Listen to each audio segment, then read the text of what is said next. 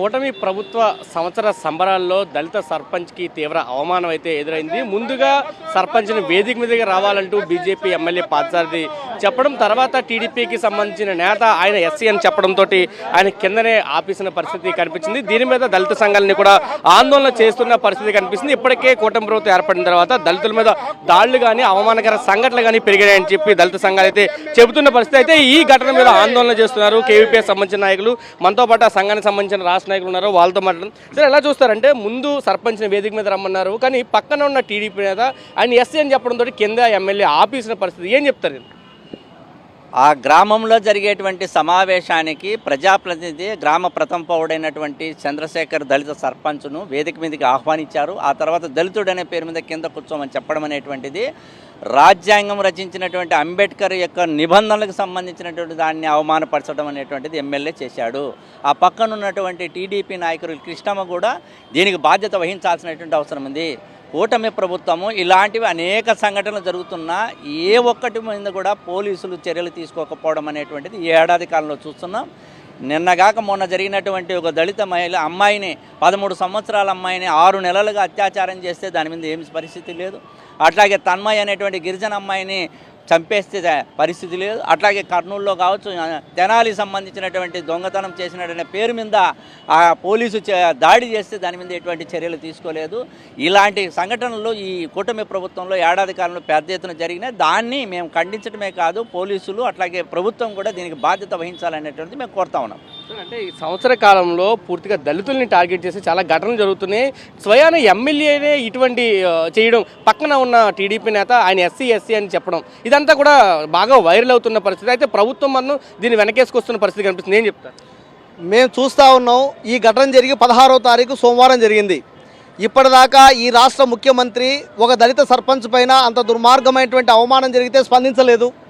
అదేవిధంగా ఒక దళిత ఇన్ఛార్జ్గా ఉన్నటువంటి టీడీపీ నాయకురాలు, వాల్మీకి కార్పొరేషన్ చైర్మన్గా ఉంది ఆవిడ కృష్ణమ్మ గారు, ఆవిడ స్పష్టంగా చెప్పింది ఎమ్మెల్యేకు ఎందుకు ఆయన రావట్లేదు అని చెప్పి అడిగితే ఆయన ఎస్సీ అని చెప్పేసి చెప్తా ఉంది. దేవుడు అరుగుపైన అంటరానితనాన్ని జటిలంగా చూపించినటువంటి ఎమ్మెల్యేను టీడీపీ నాయకురాలు ఇద్దరిపైన కూడా ఆ కట్టపైన ఎవరైతే ఉన్నారో, అంటే కట్టపైన ఉన్న వాళ్ళు దళితేతరులు అని చెప్పేసి దళితులు కిందే ఉండాలో దళితేతరుల పైన ఉండాలని చెప్పేటువంటి ఒక స్పష్టమైన విభజన ఏ సందర్భంగా జరిగింది? తెలుగుదేశం పార్టీ తాను సంవత్సరం రోజులు పూర్తి చేసుకున్నానని చెప్పేసి కూటమి విజయోత్సవాల సందర్భంగా స్పష్టంగా దళితులను అవమానించడమే పనిగా పెట్టుకొని చేశారని చెప్పేసి మేము భావిస్తూ ఉన్నాం. లేదు అంటే ఇప్పటికే ముఖ్యమంత్రి స్పందించాల్సింది, లేదు అంటే ఇప్పటికే హోంమంత్రి స్పందించాల్సింది. ఎందుకు వాళ్ళపైన అట్రాసిటీ కేసు పెట్టలేదు అని చెప్పి అడుగుతా ఉన్నాం.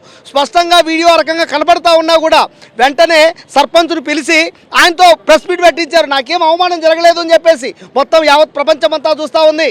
మీరు స్పష్టంగా గమనిస్తే వైఎస్ఆర్సీపీ నుండి గెలిచినటువంటి సర్పంచును బీజేపీ ఎమ్మెల్యే గెలిచిన తర్వాత బీజేపీలోకి పోయాడు. అంటే ఇక్కడ బీజేపీనా వైఎస్ఆర్సీపీనా టీడీపీ అనేది కాదు.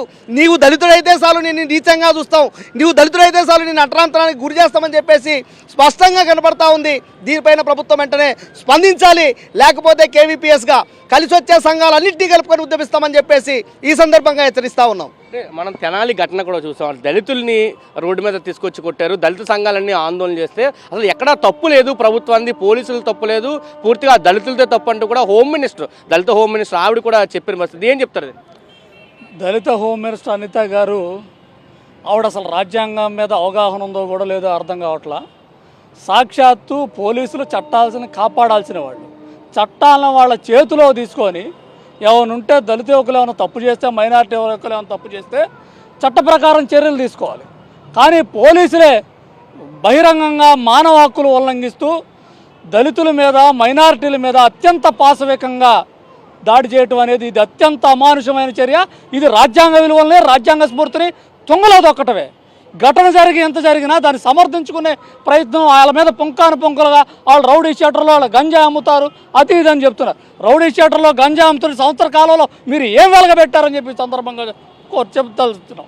కాబట్టి రాష్ట్రంలో దళితుల మీద, మైనారిటీల మీద పెద్ద ఎత్తున దాడులు, అమానుషాలు, అంటరానితనాలు, అత్యాచారం జరుగుతున్నాయి. నిన్న జరిగిన 16వ తారీఖు జరిగిన ఘటన సాక్షాత్తు దళిత సర్పంచ్, గ్రామ ప్రథమ పౌరుడు, ఇలాంటి ప్రథమ పౌరుడి మీద ఇలాంటి జరగటం అనేది చాలా దుర్మార్గమైన విషయం. దీన్ని ఖచ్చితంగా వెంటనే ఎమ్మెల్యే మీద, టీడీపీ నాయకురాల మీద ఎస్సీ ఎస్టీ అట్రాసిటీ కేసు నమోదు చేసి ఎమ్మెల్యే పదవి నుంచి బర్తరఫ్ చేయాలని చెప్పి సందర్భంగా డిమాండ్ చేస్తున్నాం. అంటే అనేక కేసుల్లో దళితులకు సంబంధం లేని కేసుల్లో కూడా ఎస్సీ ఎస్టీలు పెడుతున్న పరిస్థితి, దళితుల మీద ఎస్సీ ఎస్టీ కేసులు నమోదవుతున్న సంఘటనలు కూడా మనం చూస్తున్నాం. కానీ ఎంత నేరుగా ఒక ఎమ్మెల్యే వేదిక మీద ఉండగా ఇంకో టీడీపీ కార్యకర్త మాట్లాడుతున్నా దానికి సంబంధించి ఎక్కడ ఎస్సీ ఎస్టీ కేసు కూడా నమోదు చేసిన పరిస్థితి లేదు. ఇప్పటికీ మీరు ఆందోళన చేస్తున్న ప్రభుత్వం స్పందించలేదు. ఎటువంటి కార్యాచరణకు వెళ్ళబోతున్నారు? Preventive act 1998 SC ST atrocity యాక్ట్లో కానీ 2016 చట్ట సవరణలో కానీ దళితుడిని కోర చూపుతో చూసిన ఎస్సీ ఎస్టీ అట్రాసిటీ చట్టం ప్రకారం నమోదు చేసి అరెస్టు చేయాలని ఒకవైపు చెప్తా ఉంది.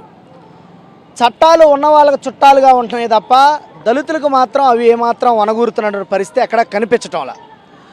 ఇటువంటి దుర్మార్గమైనటువంటి పరిస్థితుల్లో ఈ రాష్ట్రంలో దళితుల మీద పదే పదే ఈ విధమైన దుర్మార్గం జరుగుతుంటే, దౌర్జన్యాలు జరుగుతూ ఉంటే కేవీపీఎస్ లాంటి సంఘాలుగా మేము పదే పదే దాడి చేస్తున్నటువంటి వాళ్ళని లేకపోతే దుర్మార్గం చేస్తున్నటువంటి వాళ్ళ మీద ఈ విధంగా ఎస్సీ ఎస్టీ అట్రాసిటీ కట్టమంటే, ఒకవైపు ఒంగోలులో అంబేద్కర్ చిత్రపటాన్ని ఊరేగిస్తుంటే దానికి నెల రోజులు దాటిన తర్వాత కేసు కట్టాల్సి వచ్చింది, అంటే భౌతిక ప్రపంచానికి తెలిసిన తర్వాత. మరి తెనాలిలో పెద్ద ఎత్తున పౌర హక్కులకి, మానవ హక్కులకు భంగం కలిగించే పరిస్థితి ఒకవైపు కనిపిస్తుంటే దాన్ని స్వయాన హోమ్ మినిస్టర్ గారు సమర్థిస్తారు. అంటే గంజాయి వాళ్ళకి లేకపోతే దుర్మార్గులకి సపోర్ట్ చేస్తారని. గంజాయి వాళ్ళకి దుర్మార్గులకి సపోర్ట్ చేయడానికి, శిక్షలు వేయడానికి కోర్టులు ఉన్నాయి. మరి పోలీసులు దుర్మార్గంగా కొట్టడం అంటే అది చట్టాన్ని వాళ్ళ చేతిలోకి తీసుకోవడం కాదా అని ఈ సందర్భంగా తెలియజేస్తాం. ఈ కూటమి ప్రభుత్వం శాశ్వత ప్రభుత్వమా? రేపు వీళ్ళు ప్రతిపక్షంలోకి రావచ్చు, ప్రతిపక్షంలోకి వచ్చినాడు వీళ్ళని కూడా ఇదే విధంగా పోలీసులతో లాఠీలతో కుల్లబడిస్తే ఈ ప్రభుత్వం కూడా ఆ రోజు గమ్మునుంటుందా? మరి వాళ్ళకు ఒక న్యాయం, దళితులకు ఒక న్యాయమా? ఇది కేవలం దళితులు కాబట్టే ఇటువంటి దుర్మార్గమైనటువంటి చర్యలు చేస్తుందా తప్ప మరొకటి కాదు అని స్పష్టంగా అర్థమవుతోంది. అందుకని బాబాసాహెబ్ అంబేద్కర్ గారు చెప్పినట్టు హక్కుల కోసం పోరాడండి, భిక్షం ఎత్తకండి అని దళితులకు సందేశం ఇస్తా ఉన్నాం. దళితుల సందేశాన్ని అధికారులు కూడా, ఉన్నత అధికారులు కావచ్చు, ప్రభుత్వం కావచ్చు, దాన్ని దృష్టిలో పెట్టుకోవాలని ఈ సందర్భంగా మేము తెలియజేస్తా ఉన్నాం. ఇది చెప్తున్నారు. ఖచ్చితంగా ఎవరైతే దళిత సర్పంచ్ని అవమానించారో వాళ్ళ మీద ఖచ్చితంగా ఎస్సీ ఎస్టీ కేసు నమోదు చేయాలంటూ దళిత సంఘాలు చెబుతున్నాయి. ప్రభుత్వం నుంచి సరైన స్పందన రాకపోతే ఖచ్చితంగా ఆందోళన తీవ్రతరం చేస్తామంటూ కూడా వాళ్ళ హెచ్చరికలు అయితే చెప్తున్న పరిస్థితి. మరొక పక్క ఈ సంవత్సర కాలంలోనే దళితుల మీద దాడులు మరింత పెరిగిన పరిస్థితి. వాటన్నింటినీ కూడా కూటమి ప్రభుత్వం అరికట్టాలంటూ కూడా దళిత సంఘాలు డిమాండ్ చేస్తున్న పరిస్థితి అయితే కనిపిస్తుంది. కెమెరా పర్సన్ వెంకటతో కలిసి సురేంద్ర, సాక్షి టీవీ, విజయవాడ నుంచి.